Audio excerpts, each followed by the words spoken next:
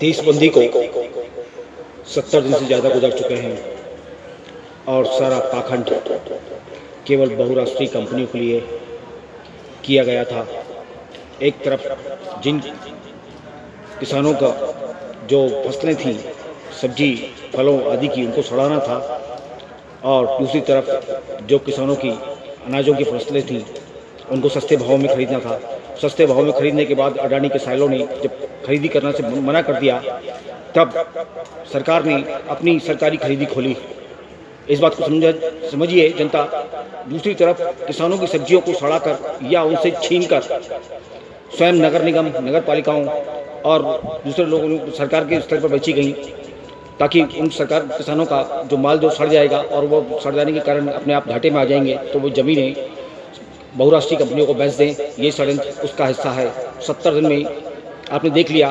दूसरी तरफ जो था, जितने किराना व्यवसायी थे और बड़े छोटे से लेकर बड़े किराना व्यवसायियों तक का सबका माल 2 महीने तक लॉकडाउन करने को बार-बार 15-15 दिन बढ़ाकर उसके पीछे का जो पाखंड था कि सारा माल जो किराना व्यापारी थे उनकी दुकानों में रखा सड़ जाए और वे घाटे में आ जाएं और अपनी दुकानें बंद कर दें, ताकि बहुराष्ट्रीय कंपनियों का सारा माल उनके बहुराष्ट्रीय कंपनी को शॉपिंग मॉल से बिकता रहे और वे अपनी मनमानी कीमत वसूलते रहें।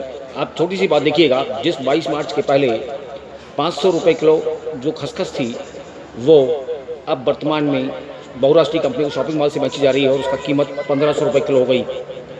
दूसरी तरफ सारा पाखंड 15-15 दिन का बढ़ाकर सारे व्यापारियों को नष्ट करना था, छोटे व्यापारियों, किराना व्यवसायियों को और सब्जी व्यापारियों को, ताकि वो सब्जी बंद कर दें और वो सब्जी सरकारी स्तर पर जो है नगर निगम और दूसरे जो शहर हैं, वे सब ज़ोमैटो के माध्यम से सब्जी खरीदें। और आपने देख ही लिया कि 3.5 किलो सब्जी 150 रुपये में आ रही थी नगर निगम की तरफ से और ज़ोमैटो की तरफ से, वह सारी खराब सड़ी हुई आ रही थी। उसको वापस करने की कोई व्यवस्था नहीं थी। और इस माल की खरीदी में आखिर ये माल खरीदा कहाँ से गया और जो इनको सप्लाई किया गया वो कितना स्तरहीन सप्लाई किया गया। 150 को खर्च करने के बाद में जो बेचारा आम नागरिक था वो ठगा सा महसूस कर रहा था। सारा पाखंड उसी के लिए रचा गया था।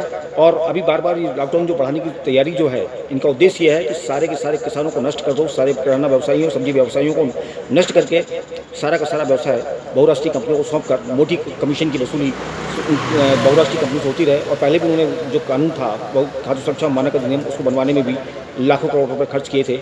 इसलिए ये सारा व्यवसाय उनको सौंपने का पाखंड था। यथार्थ में कोई बीमारी नहीं थी। सारा पाखंड जो रचा गया था, बार-बार 15 दिन का लॉकडाउन बढ़ाते उसको 3 महीने की तरफ बढ़ रहे हैं ये लोग। इसको समझा जा सकता है कि सरकार आखिर क्या कर रही है। वह बहुराष्ट्रीय कंपनियों की गुलाम बनकर नाच रही है। इसको समझें जनता। धन्यवाद।